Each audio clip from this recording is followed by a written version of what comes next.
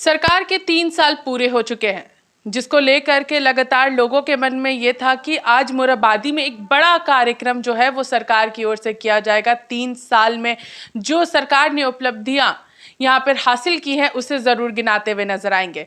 मगर एक छोटा सा कार्यक्रम प्रोजेक्ट भवन में देखने को मिला और कई सारी चीजों पर उनके चर्चे भी हुए। आपको बता दें कि यहाँ पर प्रमुख रूप से आज झारखंड में नियोजन नीति, रोजगार भत्ता, इन तमाम मुद्दों को लेकर के सवाल उठ रहे। इस बीच ईडी की भी दबिश जो है वो झारखंड में देखने को मिली और तमाम विधायकों और साथ ही साथ मुख्यमंत्री पर भी देखने को मिली।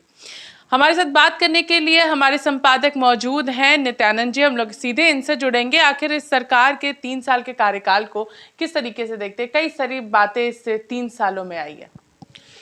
देखिए, 3 साल को हम लोग को इस रूप में देखा जाना चाहिए कि 2019 के 29 दिसंबर को सरकार ने शपथ ग्रहण लिया था। 2020 का जब नया फिनेंशियल शुरू होने वाला था तो हम लोग कोरोना के साए में आ गए। 2020 कोरोना में गया। 2021 जो है कोरोना का पीक टाइम था कोरोना का, जिसमें पूरे भारतवर्ष में बहुत सारे मौतें हुई और लोग प्रभावित हुए। जब 2022 में कुछ करने का समय आया तो मुख्यमंत्री कहीं न कहीं विपक्ष के उन कंप्लेन को लेकर थोड़े दबाव में दिखे, जिसको लेकर उनके निर्वाचन पर बहुत सारे प्रश्न उठाए गए। इलेक्शन कमीशन में मामला गया, इलेक्शन कमीशन ने मंतव्य दिया और गवर्नर के पास एक लिफाफा आया। वो लिफाफा आज तक तो खुला नहीं है, लेकिन उस लिफाफा खुलने के पहले एक बम ब्लास्ट किया गया, जैसे कि मुख्यमंत्री जी की सदस्यता चली गई है। हालांकि लिफाफा में क्या है किसी को मजमून उसका नहीं पता है। तो मुख्यमंत्री तीसरे साल में उनका था कि हम कुछ करें, कुछ करने की उनकी कोशिश जो है कहीं ना कहीं ये जो इलेक्शन कमीशन में केस था, उसके बाद पूजा सिंघल जो आईएएस थी, खान सचिव थी, उनका गिरफ्तारी हुआ। इसको लेकर राज्य सरकार पर एक दबाव बनाने की जो विपक्ष की कोशिश थी, वो एक साइकोलॉजिकल प्रेशर बनाना चाहते थे और वो चाहते थे कि सरकार जो है अपने जो नीतियां हैं, कार्यक्रम हैं, उससे भटकाव होकर अपने डिफेंस में काम करे। और मुख्यमंत्री जो है इसको काउंटर करने के लिए भी उन्होंने एक अपना नैरेटिव शुरू किया और वो नैरेटिव था 1932 के खतियान आधारित डोमिसाइल नीति, ओबीसी का आरक्षण बढ़ाना और नियोजन नीति वो ले आए थे, लेकिन कोर्ट ने उसे रद्द कर दिया। सर, कहीं ना कहीं देखा जाए तो जब से ईडी की दबिश शुरू हुई उसके बाद से कई सारी फैसले जो है वो सरकार ने यहाँ पर लिए, चाहे ओल्ड पेंशन स्कीम की बात करें या फिर 1932 खतियान 27% ओबीसी आरक्षण और सरना धर्म कोड की भी अगर बात करेंगे तो ये तमाम चीज़ें जो हैं वो इस वक्त केंद्र के पाले में कहीं ना कहीं नजर आ रही है। नहीं, वही चीज मैंने बताया कि मुख्यमंत्री जो है विपक्ष मतलब बीजेपी ने एक कोशिश किया। एक बीजेपी ये मैसेज देना चाहे शुरू से कि भाई मुख्यमंत्री की सरकार जो है, हेमंत सोरेन की सरकार ये गिरने वाली है, ताकि अस्थिरता की एक स्थिति कायम रहे। उसके बाद इलेक्शन कमीशन का एंट्री होता है, इलेक्शन कमीशन के बाद ईडी का एंट्री होता है। तो मुख्यमंत्री डिफेंसिव होने के जगह पर उन्होंने एक सोचा कि क्यों नहीं हम एक ऑफेंसिव होकर अपना प्रयास करें, और उसके लिए उन्होंने 1932 खतियान को ले आए। ओबीसी रिजर्वेशन जो अभी 14% उसे बढ़ाकर 27% करने की बात आई। सरना कोड तो लगभग 1 साल पहले ही विधानसभा से पारित किया जा चुका है और इन्होंने कहीं ना कहीं बड़े स्मार्टली केंद्र के पाले में केंद्र को डाला है।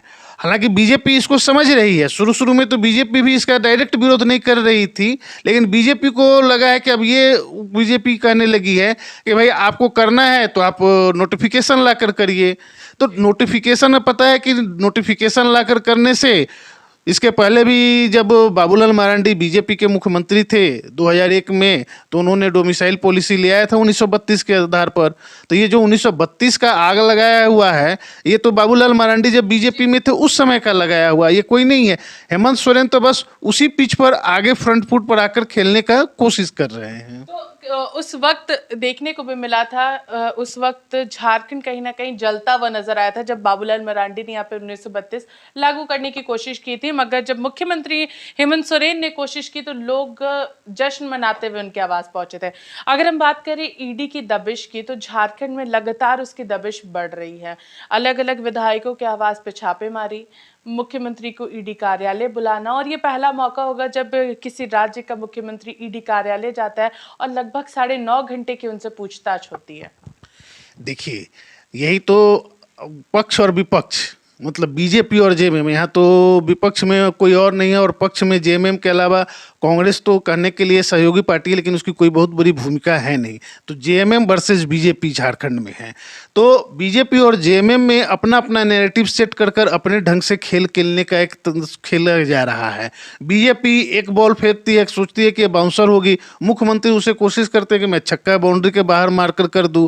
तो ये दोनों के बीच में ये जो इलेक्शन कमीशन का है, ईडी का है, 1932 खतियान है, ये वही चल रहा है। क्योंकि मुख्यमंत्री को ये लगता है कि नहीं, डिफेंसिव होकर नहीं, हमें फ्रंट फुट पर खेलना है, और मुख्यमंत्री कहीं ना कहीं अपने आप को फ्रंट फुट पर खेलने के दिखा रहे हैं, और इसमें कहीं ना कहीं उनको राज्य की जनता का सपोर्ट मिलता हुआ दिख रहा है। बीजेपी कहीं ना कहीं इससे परेशान जरूर दिख रही है।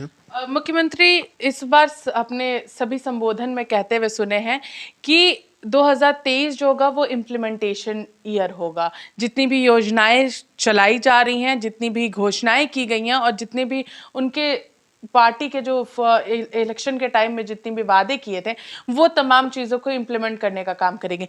मगर जब नियोजन नीति ही नहीं है, लोगों को रोजगार कैसे मिलेगा, परीक्षाएं कैसे होगी, गलत नोटिफिकेशन जारी किए जा रहे जिस तरीके से सूचनाएं मिल रही थी, तो ये कैसे इम्प्लीमेंटेशन ईयर हो सकता है?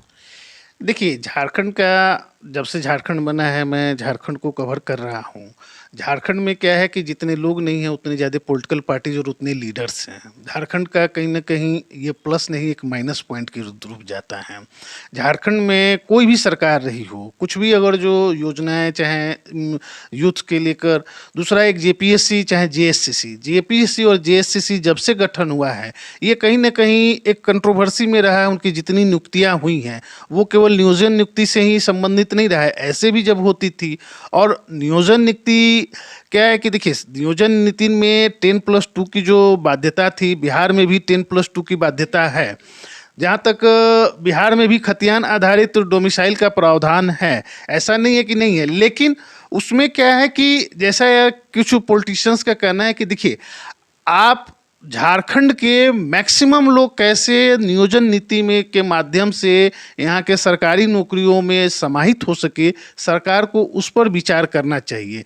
और जेपीएससी और जेएससीसी को इस तरह के कुछ गाइडलाइंस प्रोवाइड किए जाने चाहिए कि भाई आप इसको छानबीन कर कर कुछ इस तरह के मार्ग निकालना चाहिए, ताकि झारखंडी जो हैं, जो यहाँ के रहते हैं, जिनके लिए राज्य बना था, उन्हें तो इनका हक मिलना चाहिए। इस पर किसी को कोई प्रश्न चिन्ह नहीं हो सकता है। लेकिन होता क्या है कि जो अधिकारी होते हैं, वो जो बनाते हैं नियोजन नीति, उसमें कहीं ना कहीं अधिकारी कुछ ऐसे पॉइंट छोड़ देते हैं कि कोर्ट के लिए वो दरवाज़ा छोड़ देते हैं। क्योंकि क्या होता है कि देखिए, पॉलिटिकल सर्किल के जो बॉसेज होते हैं वो नीति निर्धारित करते हैं, लेकिन उन निधियों को ड्राफ्ट करने वाले काम तो अधिकारी करते हैं। और कहीं ना कहीं अधिकारी उसमें मन लगाकर या सारे लीगल पॉइंट्स को देखकर शायद नहीं कर रहे हैं, जिसके कारण से जितनी नियोजन नीतियां हैं वो कहीं ना कहीं कोर्ट के दायरे में जाने के बाद उन पर प्रश्न चिन्ह खड़ा हो जाता है। तो कहीं ना कहीं कहा जा सकता है ये 3 साल का जो कार्यकाल है, जो मुख्यमंत्री हेमंत सोरेन के सरकार में चल रहा था, उसमें कई सारी घोषणाएं जो किया है वो की गई हैं। वहीं दूसरी ओर मंत्रियों के द्वारा भी ये ज़रूर कहा जा रहा है कि 2023 में नई नियोजन नीति के साथ तमाम परीक्षाएं जो है वो ली जाएंगी, और साथ ही साथ जो रिजल्ट्स अभी फिलहाल के लिए रुके हुए हैं उन्हें भी जल्द से जल्द प्रकाशित किया जाएगा। मगर यहाँ पर विपक्ष स्पष्ट रूप से देखने को भी मिला है झारखंड में कि बीजेपी लगातार हेमंत सरकार के ऊपर हमलावर रही है। मगर ये भी देखने को मिला है कि नियोजन नीति पर एक बार मुख्यमंत्री को ऑल पार्टी मीटिंग बुलाकर सारे पॉलिटिकल पार्टी से एक रिटन कंसेंट लेना चाहिए कि वो नियोजन नीति में चाहते क्या हैं। चूंकि अभी एलिगेशन लगा है कि जो 20 पिटिशनर थे नियोजन नीति में, उसमें एक जो है वो बीजेपी के नेता हैं और बाकी बाहरी हैं। तो अभी क्या है कि सरकार अपने हिसाब से तो बना देती है, विपक्ष उस पर राजनीति करता है। तो एक सर्वदलीय बैठक होनी चाहिए और उस सर्वदलीय बैठक में उन लोगों से रिटेन मांगना चाहिए कि आप किस तरह की नियोजन नीति चाहते हैं, ताकि यहाँ के युवाओं को रोजगार मिलना सुनिश्चित हो। तो रोजगार मिलना सुनिश्चित होना चाहिए और साथ ही साथ झारखंड में देखने को भी मिल रहा है कि हेमंत सोरेन की सरकार को जन समर्थन काफी ज्यादा मिल रहा है। चूंकि जब ईडी कार्यालय उन्हें बुलाया गया था तो झारखंड के अलग अलग जिलों से कई सारे जो कार्यकर्ता है और जिले के जो लोग हैं वो भी वहां पर पहुंचे थे मुख्यमंत्री हेमंत सोरेन के समर्थन में। तो ये 3 साल का कार्यकाल अब तो जनता 2024 में तय जरूर करेगी कि आखिर ये 3 साल का कार्यकाल हो या 5 साल का कार्यकाल हो, आखिर 2024 में किसे सत्ता पर बैठाना है। तो तब तक के लिए बने रहिए रिपोर्टर पे पोस्ट के साथ। मैं पूजा, नमस्कार।